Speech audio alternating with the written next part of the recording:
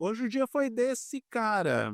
Como foi importante essa vitória do George Russell no GP da Áustria, uma vitória que eu defino como um jogo de xadrez. Ele venceu um jogo de xadrez, um GP da Áustria que foi muito interessante nos aspectos táticos, nas estratégias de pneus, se bem que também a gente tem que levar em consideração que a Mercedes também dá uma resposta, mostrando que tem ainda o melhor carro, que tem ainda a melhor performance, porque muito se fala sobre o cenário que o Russell venceu com muita facilidade e, de fato, foi, ele conseguiu gerenciar a corrida muito bem. A gente tem que destacar que a Mercedes, que muitos acabaram levantando dúvidas sobre tudo o que aconteceu na prova de Barcelona, acabou mostrando que ainda tem o carro mais equilibrado, o carro com a melhor performance, o melhor ritmo de corrida, e isso porque o Antonelli não teve tempo para passar o Verstappen. Se tivesse mesmo umas 2 ou 3 voltas, isso teria acontecido. A vitória do Russell foi construída, por incrível que pareça, no sábado, naquele treino classificatório, com toda aquela polêmica sobre ele tirar ou não tirar o pé durante a bandeira amarela. E também um detalhe que muitos levantaram em função da própria afirmação do Russell, o que prova que ele não mente, porque olha o desempenho dele nessa corrida, é sobre a velocidade dessa Mercedes. O Russell afirmou que ele estava pelo menos meio segundo de tempo com vantagem daquilo que ele determinou como ritmo e que ele, ao tirar o pé, que ele teria perdido uns 2 ou 3 décimos do tempo da pole. De fato, o Russell tinha razão.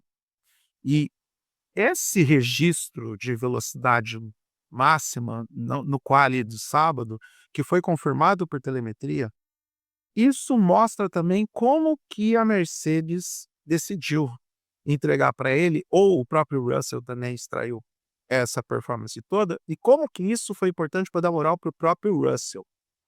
Porque todo mundo está vendo o quanto que ele está sendo questionado sobre a sua posição, sobre o seu desempenho na Mercedes. Há muito tempo que ele não conseguiu uma vitória, finalmente ele consegue. Ainda vê o companheiro de equipe com uma vantagem enorme na disputa do título, ou pelo menos na liderança do campeonato. Essa vantagem foi encurtada para 40 pontos. E agora a gente tem na próxima etapa nada menos que o GP da Inglaterra.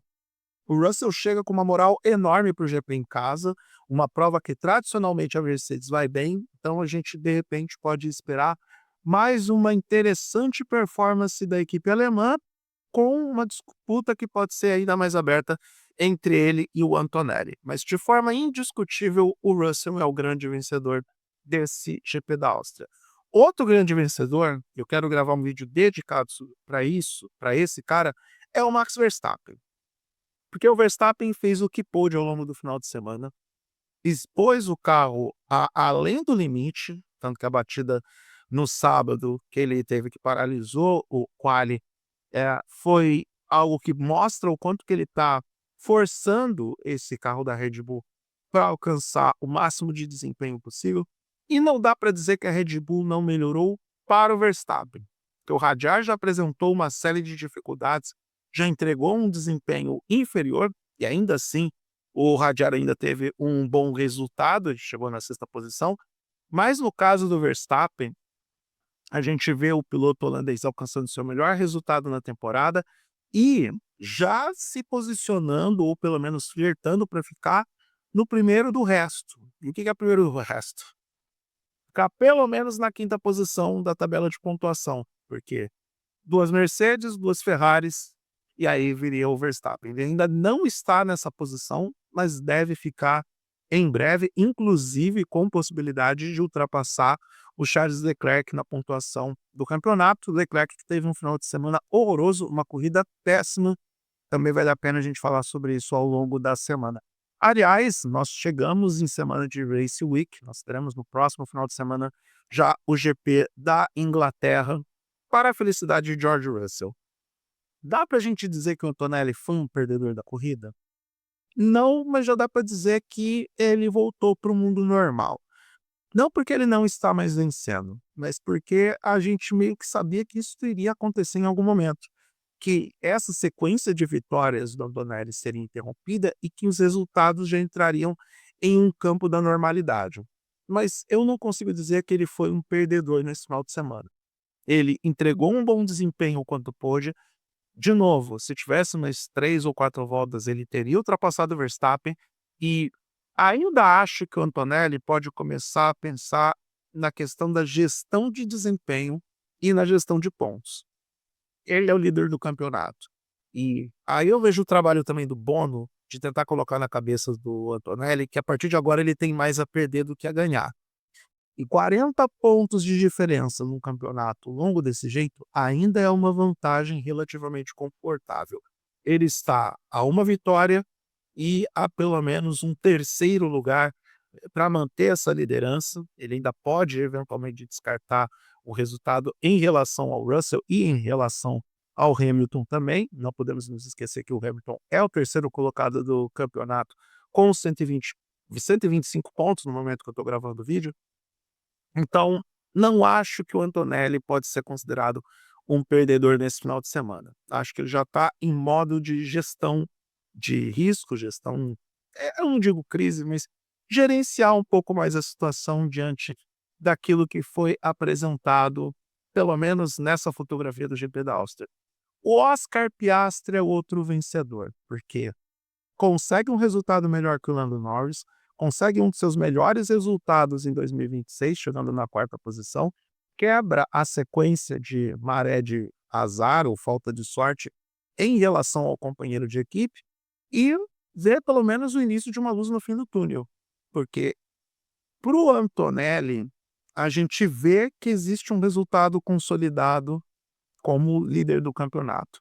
Para o Piastri, que tem que enfrentar como companheiro de equipe o atual campeão do mundo, e com todas as fotografias de momento, dentro e fora das pistas apresentadas, porque se a Ferrari tem 2 pilotos consolidados, a Mercedes, ao que tudo indica, renovou com o George Russell e vai ficar com o Antonelli. A próxima vaga que Max Verstappen poderia, de repente, estar especulando, e temos nos rumores da Fórmula 1 isso, seria justamente uma vaga na McLaren. Ainda acho que, e isso é chutômetro, tá? Eu não imagino uma McLaren com Lando Norris e Max Verstappen, mas também não imagino uma McLaren com Oscar Piastri sabendo que o Verstappen está chegando. Eu acho que o Piastri é aquele que tem que começar a mostrar alguma coisa além do que já mostrou, principalmente levando em consideração o contexto do que aconteceu no ano passado, porque ele meio que apagou depois daquele GP do Azerbaijão, e aí ele tem um bom resultado em relação ao atual campeão do mundo, chegando na quarta posição.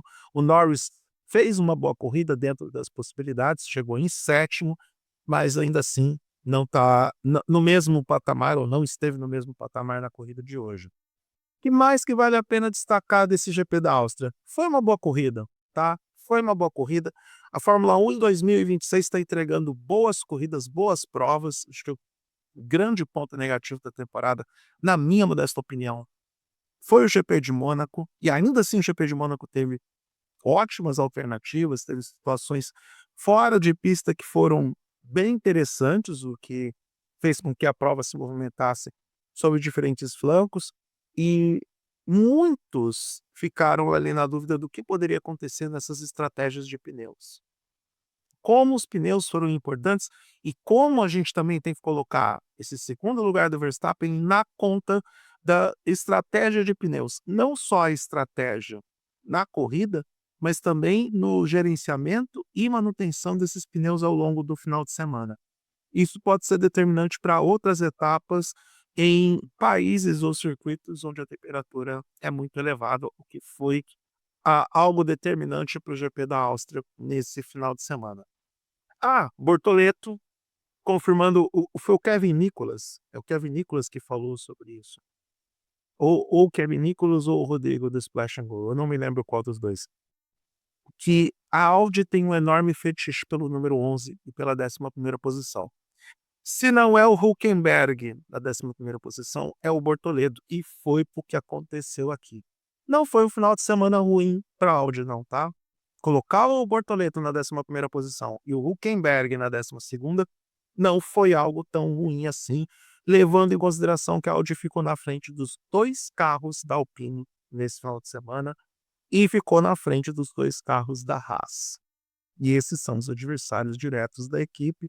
Bortoleto fez uma ótima prova dentro das suas possibilidades. Não esperava ele ficar no top 10, diferente de algumas pessoas acreditando nisso, porque a gente tinha Racing Bulls com um bom desempenho, colocando os 2 carros dentro do top 10 da Áustria, e a Racing Bull se consolidando como a quinta força dessa temporada, atrás de, pela ordem, Mercedes, Ferrari, McLaren e Red Bull.